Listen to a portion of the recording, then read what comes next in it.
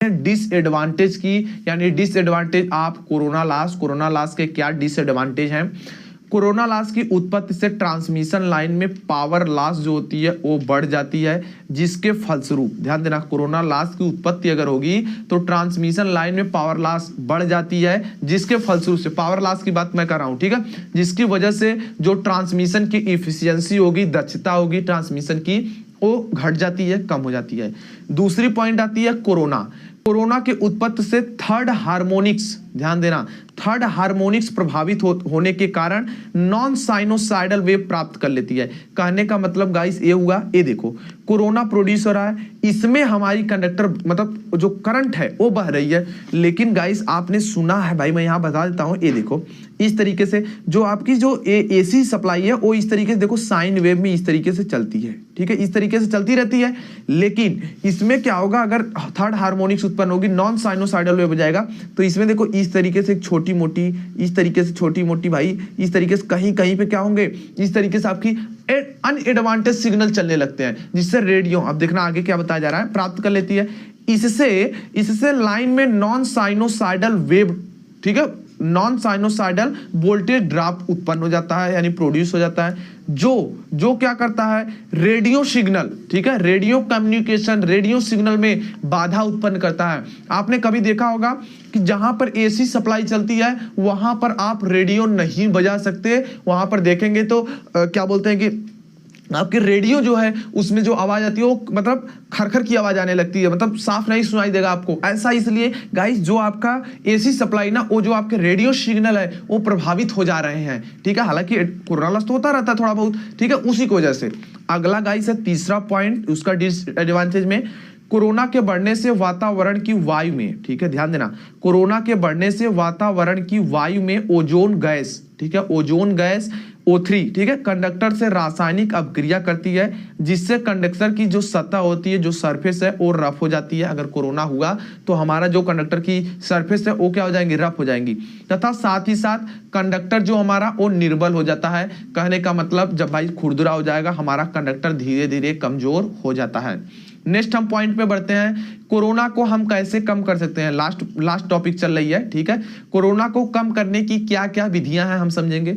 सबसे पहली पॉइंट है कंडक्टर के बीच की दूरी को बढ़ाकर। अगर हमें कोरोना को कम करना है तो हमें कंडक्टर्स जो लगे होंगे उनके बीच की दूरी को बढ़ानी होगी। ध्यान देना, यदि चालकों की बीच की दूरी बढ़ा दें, यदि चालकों की बीच की दूरी बढ़ा दें तो कोरोना का जो प्रभाव होता है वो कम हो जाता है, किंतु इसके लिए लंबे क्रॉस आर्म की आवश्यकता होती है या यूज करना पड़ता है, जिससे कीमत बढ़ जाती है। तो भाई हम तो कीमत बताना चाहते हैं ना, इसलिए थोड़ा सा इधर उधर करके भाई मतलब क्रॉस आर्म भाई ज्यादा पैसा लगे तो हम कोरोना को ही कह लेते हैं, भाई तुम ही हो जाओ, कोरोना लॉस ही हो जाए, लेकिन हमारा कीमत बन जाए। क्रॉस आर्म थोड़ा सा छोटा, अब ये नहीं कि बहुत ज्यादा, एक मतलब एक रेशियो में करते हैं, एक रेशियो में थोड़ा सा कम हो जाए कोरोना भी और थोड़ा सा हमारा क्रॉस आर्म भी बढ़ जाए, ठीक है, जिससे हमें लाभ हो जाए। नेक्स्ट पॉइंट हमारी गाइस आती है दूसरा, कैसे बचा सकते हैं, कंडक्टर का आकार बढ़ाकर। जी हाँ, आपने सही सुना, ट्रांसमिशन लाइन में अधिक क्षेत्रफल वाले चालकों के प्रयोग से कोरोना लॉस जो होता है वो घट जाता है। ट्रांसमिशन लाइन में अधिक क्षेत्रफल वाले चालकों का प्रयोग से कोरोना लॉस जो होता है वो घट जाता है। परंतु कंडक्टर की कीमत तथा सैग, कंडक्टर की कीमत तथा सैग को बोलते हैं झोल। अभी जब आगे आएगा सैग एक बहुत इंपॉर्टेंट टॉपिक है, आपको डिटेल्स में बताएगा। सैग मतलब जो अंतिम सिरा मतलब लास्ट जो ऊंचाई है उससे कोई कंडक्टर बांध देंगे तो जो ऊपर इस वाले काल्पनिक रेखा नीचे जो झुका होगा वो सैग होता है, ठीक है। जो आपका कोई देखो दो पोल के बीचों में जो आपका वायर गए होते हैं, कंडक्टर गए होते हैं, उसमें जो झोल होगा मतलब जो नीचे लगे होते हैं वही झोल होता है उनके। अगर अभी डिफरेंट का मतलब अलग से आपको बताया जाएगा, ठीक है, डिफरेंट एक क्वेश्चन है तो उसको अलग से देखा जाएगा। इसलिए गाइस कंडक्टर को पृथ्वी से अधिक ऊंचाई पर रखना पड़ता है, ठीक है, झोल हो जाएगा, ठीक है, इसलिए। लेकिन इससे क्या होगा गाइस कि कंडक्टर ऊपर का ये सब मतलब करेंगे भाई तो हमारी कीमत बढ़ जाएगी, ठीक है, क्योंकि भाई जब आपका कंडक्टर मोटा यूज करोगे तो उसमें सैग ज्यादा होगा तो क्रॉस आर्म वगैरह पोल का फाउंडेशंस ये सब मजबूत करना होगा, जिससे कीमत बढ़ जाएगी। अगला गाइस है ACSR कंडक्टर का यूज करके। ध्यान देना, मैंने यहाँ पेंसिल से नाम भी लिख दिया है, एल्युमिनियम कंडक्टर स्टील रेनफोर्स्ड, ठीक है, एल्युमिनियम कंडक्टर स्टील रेनफोर्स्ड, इसको याद कर लो, ये बहुत इंपॉर्टेंट है। ACSR कंडक्टर कोई भी पूछ सकता है क्या होता है। तो गाइस जो ACSR कंडक्टर का यूज करके कोरोना लॉस को कम किया जाता है, क्योंकि इसमें स्टील कंडक्टर के कारण, ध्यान देना, क्योंकि इसमें स्टील कंडक्टर के कारण उच्च तन्य क्षमता, हाई टेंसाइल स्ट्रेंथ, उच्च तन्य क्षमता मतलब हाई टेंसाइल स्ट्रेंथ, तथा एल्युमिनियम के कंडक्टर के कारण अधिक मोटाई विद्यमान रहती है, जिससे चालक का जो व्यास होता है, कहने का मतलब जो चालक हमारा है उसका जो डायामीटर्स होते हैं वो क्या होंगे, वो बढ़ जाएंगे। अब भाई जब आपका यहाँ पे डायामीटर्स बढ़ गए तो मतलब कहने का मतलब जो कंडक्टर है उसका वेट बढ़ गया, ठीक है। तो क्रॉस आर्म हो गए, पोल्स हो गए, पोल्स का फाउंडेशंस हो गया और इंसुलेटर्स हो गए, ये सब में मजबूत लगाने पड़ेंगे, हमारी कॉस्ट बढ़ जाएगी, ठीक है। तो ACSR कंडक्टर हम यूज करके थोड़ा कर सकते हैं, क्योंकि ACSR कंडक्टर होता है ये कि देखो ये मान लो ये ACSR कंडक्टर है, ये देखो स्टील का है, मजबूत ये होता है, इसके ऊपर से हम एल्युमिनियम के कंडक्टर्स को लपेट देते हैं। कहने का मतलब आपके घर जो सप्लाई आई है, हालांकि आजकल के समय में तो जो सप्लाई वो बंद केबल में आ रही है, ठीक है, पुल्स की वजह से, लेकिन आज से कुछ समय जो पहले की आई 11 kV की अगर आसपास आपके आई है सप्लाई, अगर वो कभी तार, देखो मैं प्रैक्टिकल नहीं बोला हूं, मैं ये कर रहा हूं, कहीं अगर न्यू होता होगा या कभी आपने देखा आपके कॉलेज में होगा, उस वायर को अगर देखो उसके बीच में एक स्टील का वायर जाता है,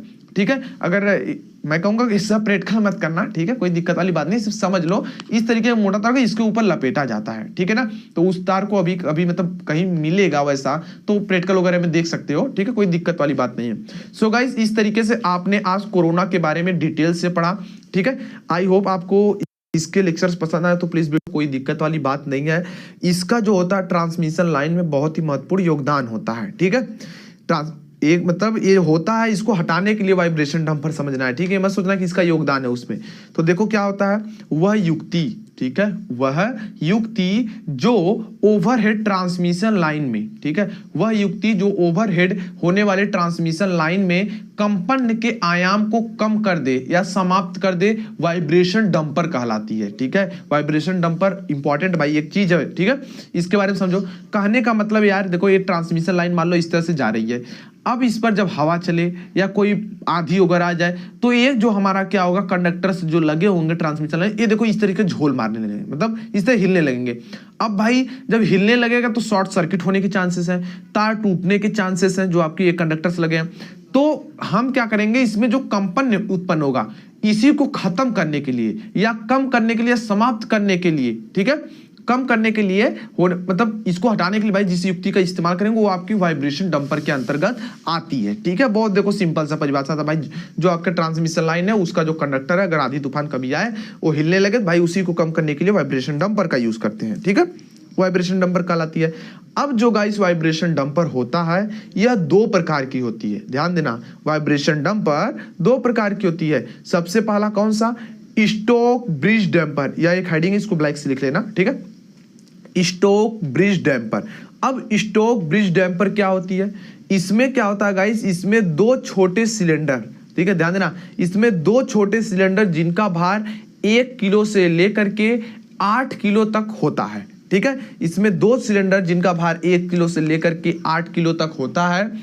इनका जो मतलब लंबाई होती है 1 से 2 फीट के लंबे लोहे की केबिल से जुड़े होते हैं, ध्यान देना, लंबे लोहे की केबिल से क्या करते हैं, जुड़े रहते हैं। एक फिगर देख सकते हैं, ये देखिए एक कंडक्टर जा रहा है और ये आपका भार रहेगा और ये आपकी बलदार केबिल रहेगी, ठीक है, स्टोक ब्रिज डैम्पर का चित्र दिखाएगा। और एक क्लैंप के साथ यहाँ से क्या होंगे, इस तरीके से जुड़े होंगे, देख लो बंडल के आकार का, और इस क्या होगा कि इस तरह से पकड़ा रहेगा भाई, तो क्या होगा, इसमें जो कंपन है वो कम होगा, ये चीज बताई जा रही है, ठीक है। इसमें एक बलदार केबिल होती है जो क्लैंप की सहायता से, जो हम क्लैंप की सहायता से कंडक्टर से क्या होती है, कनेक्ट होती है, मींस लगी रहती है।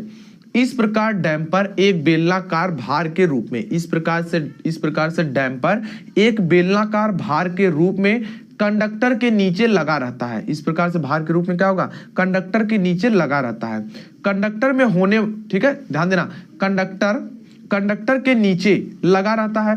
कंडक्टर में होने पर, कंडक्टर में कंपन जब होगा, वाइब्रेशन जब होगी, वाइब्रेट जब करेगा, मान लो कोई आंधी वगैरह आ गई या हवा तेजी से चल रही है, यह बलदार केबिल ऊर्जा कंपन को, मतलब इस तरह मान लो है, अब भाई इस तरह के हिलने लगा तो इसमें टूटने के चांस रहेंगे, तो बलदार केबल क्या होगी, इसकी जो कंपनी की शक्ति है ना वो अपने में ले लेगी, खींच लेगी, उसको समाप्त कर देगी। ठीक है, अब ध्यान देना यहाँ पे आगे, यहाँ पे गाइस जो आपका ये लोहा इस्तेमाल कर रहे हैं ना भाई, ये महंगा होता है भाई। महंगा होने के कारण हम स्टोक ब्रिज डैम्पर का यूज जो होते हैं वो बहुत कम करते हैं, क्योंकि भाई महंगा पड़ेगा, लोहा है सीधा, तो उसके जगह हम क्या इस्तेमाल करेंगे ये देखते हैं। देखिए दूसरी जो पॉइंट आती है, दो विधियां थी, तो दूसरी जो पॉइंट आती है वो आती है weights type parallel wire damper. Parallel wire damper का मतलब ये होगा भाई कि उसी के समांतर में दो वायर्स लगा देंगे और उसको बांध देंगे।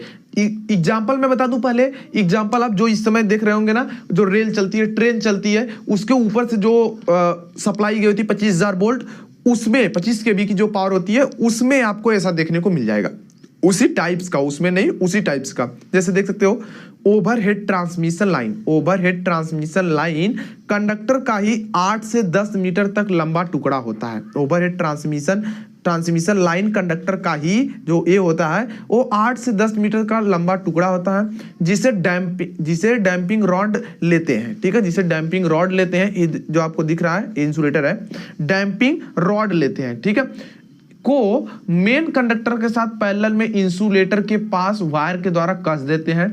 एक फिगर देखो समझ में आ जाएगा, ये देखो, ये आपका मेन कंडक्टर था, ये आपका डैम्पिंग रॉड थी, एक इंसुलेटर का यूज किया गया, तो नट बोल्ट लगे हुए हैं, और ये आपका स्ट्रिंग इंसुलेटर है। अभी आपको स्ट्रिंग इंसुलेटर नहीं पता, तो अभी आने वाले वीडियोस लेक्चर्स में आप इंसुलेटर के बारे में डिटेल्स में जानेंगे। पहले भाई ये लगाया और इस तरह नट बोल्ट के द्वारा हमने देखो इस तरह बाधा डैम्पिंग रॉड ये लगी हुई है। ठीक है, जिसकी वजह से क्या होता है, जो वाइब्रेशन वगैरह होती है वो ये चीज भाई इसके पैरेलल में है, तो ये अगर मूव कराया वाइब्रेट करा तो इसको भी कराएगा, तो ये तो भाई अच्छे से बता रहेंगे, तो इस तरह धीरे धीरे खत्म हो जाएंगे। ठीक है, तो गाइस इस तरीके से आपने बहुत छोटी टॉपिक थी वाइब्रेशन डंपर, सिर्फ 5-6 मिनट में आपने जान लिया।